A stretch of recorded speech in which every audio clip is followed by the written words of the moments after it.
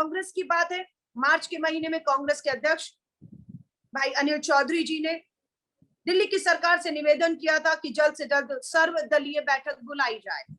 दिल्ली एक राजनीतिक दल है, उसके तौर पर हमारे कार्यकर्ता जो लाखों में है दिल्ली में, किसी तरह की कोई भी मदद दिल्ली सरकार को इस कोरोना महामारी से लड़ने में दे सकती है तो हमें बताएं। पर दुख की बात है कि दिल्ली के मुख्यमंत्री ने दिल्ली प्रदेश अध्यक्ष के निवेदन के बाद अभी भी सर्वदलीय बैठक जो बुलानी चाहिए थी उसे नहीं बुलाया है।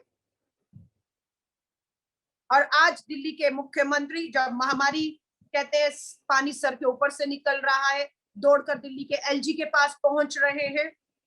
हम ये कहना चाहते हैं, दिल्ली देख रही है, उम्मीद की जा रही थी कि दिल्ली के मुख्यमंत्री और दिल्ली के एलजी डबल इंजन की सरकार सारे काम, सारे मतभेद छोड़कर एक वॉर रूम जो सीधा सीधा दिल्ली के मुख्यमंत्री और दिल्ली की एलजी की निगरानी में चल रहा हो, जहां पर पल पल की खबर ली जा रही हो, कहां क्या कमी आ रही है उसे समय रहते दुरुस्त किया जाए, ये उम्मीद और ये सुझाव दिल्ली कांग्रेस की तरफ से दिल्ली के मुख्यमंत्री और एलजी को दिया जाता है कि जब जब सिर से पानी उतरेगा आप इमरजेंसी मीटिंग बुला देंगे, आप एलजी को मिलने चले जाएंगे, इससे हल नहीं होगा। आपको सब काम छोड़कर निरंतर वॉर रूम का गठन करके सर्वदलीय बैठक बुलाकर जो सहयोग हो सकता है और जो कुछ करना है वो करना है, क्योंकि हमें महसूस हो रहा है दिल्ली वालों को कि नाइट कर्फ्यू आपने लगाया, मामले 10,000 से आज 18,000 तक पहुंच गए हैं।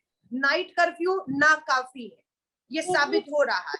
एक और कड़ा कदम उठाने की सख्त जरूरत है। वो कड़ा कदम क्या हो? अगर दिल्ली सरकार फैसला कर चुकी है तो सर्वदलीय बैठक बुलाकर सूचित करे। अगर दिल्ली सरकार को नहीं समझ आ रहा तो मैं दोबारा कहूंगी, दिल्ली लंबे समय तक दिल्ली शासन में रही है, हमारे पास दिल्ली सरकार चलाना, प्रशासन चलाना, किस तरीके से व्यवस्था करनी है उसका अनुभव है। अपने आप को छोटा मत मान ले। दिल्ली के हमारे पूर्व मुख्यमंत्री, हमारे विधायक, हमारी पूरी पार्टी पूरी तरह से दिल्ली सरकार को हर तरीके की अपना अनुभव शेयर करने के लिए तैयार है। दिल्ली की सरकार होम क्वारंटाइन पर ज्यादा जोर दे रही है क्योंकि उनके पास साफ सी बात है, जो पिछले एक साल की तैयारी होनी थी वो तैयारी तो पूरी की तरह शराब नीति लाने में, दारू के ठेके अधिक से अधिक कैसे खोले, रेवेन्यू कैसे बढ़ाए, उस पर ध्यान दिया। बेहतर होता ध्यान किस तरीके से हम अस्पतालों पे बिस्तर, वेंटिलेटर, ऑक्सीजन पे बढ़ा दे। होम क्वारंटाइन में डॉक्टर का कहना है खतरा इसलिए बढ़ गया है कि अगर होम क्वारंटाइन अगर आप किसी कोरोना संक्रमित आदमी को कर रहे हैं तो परिवार के लोग चाह कर भी उससे दूरी नहीं बना पा रहे हैं। खासतौर से जो हमारा गरीब तबका है जो एक एक दो दो कमरों के घरों में रह रहे हैं, उनके लिए दूरी बनाना संभव नहीं है। इसलिए अब एक आदमी अगर घर में संक्रमित हुआ है, होम क्वारंटाइन हो रहा है, तो वो पूरा परिवार अब संक्रमित हो रहा है। ये भी एक बड़ा कारण हमारे एक्सपर्ट जो है वो बता रहे हैं इस कोरोना संक्रमित की वजह से। दिल्ली के मुख्यमंत्री जापानीज जो सैनिटाइजिंग मशीनें लाकर स्प्रे करते हुए इनके नेता और उप मुख्यमंत्री दिखे थे, वो तस्वीरों को मैंने दोबारा ट्वीट करके कहा है, हमारी मांग है इन जापानीज मशीनों को जंग लग जाए। आज लहर उससे भी बदतर है, जान पे बन आई है। इलाकों में सैनिटाइजेशन बिल्कुल नहीं हो रहा है, उस सैनिटाइजेशन को जल्द से जल्द अधिक से अधिक शुरू किया जाए, ये दिल्ली प्रदेश कांग्रेस कमेटी की मांग है। हमने ये भी देखा था कि बाइक एम्बुलेंसेस लॉन्च की गई थी, बहुत प्रचार प्रसार किया गया। उस बाइक एम्बुलेंस की इस समय सख्त जरूरत है, वो भी कहाँ बंद पड़ी है, उसे भी खोलने की मांग हम दिल्ली की केजरीवाल सरकार से करते हैं, ताकि आप वैक्सीन हो या टेस्टिंग किट हो या हमारे कोरोना वॉरियर जो बिना पीपी किट और दूसरी ग्लव सुविधाओं के बिना, मास्क के बिना मजबूर है काम करने को, उन्हें इन बाइक एम्बुलेंस के माध्यम से वो सारी सुविधाएं घर घर या उन तक पहुंचाई जाए, उन बाइक एम्बुलेंस को बाहर निकाला जाए वो कहाँ है। कि आज दिल्ली भारत की राजधानी, जहां पर कह सकते हैं डबल इंजन की सरकार है, केंद्र शासित राज्य है, एलजी और दिल्ली के मुख्यमंत्री मिलकर दिल्ली की इस कोरोना महामारी के से जो जूझ रही है उसे देख रहे हैं। और डबल इंजन की सरकार से उम्मीद की जाती थी कि भारत की राजधानी दिल्ली पूरे देश के सामने, ये नहीं विश्व के सामने जो दावे भी किए जाते रहे, एक बेहतरीन उदाहरण बनकर जो है वो सामने आएगी। पर बताते हुए दुख और पीड़ा हो रही है कि भारत की राजधानी दिल्ली पूरे देश ही नहीं विश्व में नंबर पहले स्थान पर दिल्ली है कोरोना संक्रमण के, जहां पर सबसे अधिक 24 घंटों में सबसे अधिक मामले आ रहे हैं तो वो दिल्ली में आ रहे हैं। पिछले 24 घंटों में आपने देखा सारे रिकॉर्ड तोड़कर 17,282 लोग पिछले एक दिन 24 घंटों में कोरोना संक्रमित हुए। 104 घरों में मैं कहूंगी पिछले 24 घंटों में मातम है। 104 लोगों की पिछले 24 घंटे में कहीं मौतें हुई हैं। पिछले 5 दिन में कहें तो लगभग 400 से करीब घरों में मातम का माहौल है। शमशान घाट देखेंगे, लकड़ियां जलाने के लिए कम पड़ रही है। कब्रिस्तान में जगह खत्म हो रही है, जगह दफनाने के लिए अब नहीं बच रही है। अस्पतालों में बिस्तर, वेंटिलेटर, ऑक्सीजन की भारी कमी से हाहाकार है। दावों के विपरीत तस्वीरें हमारे सामने आ रही है।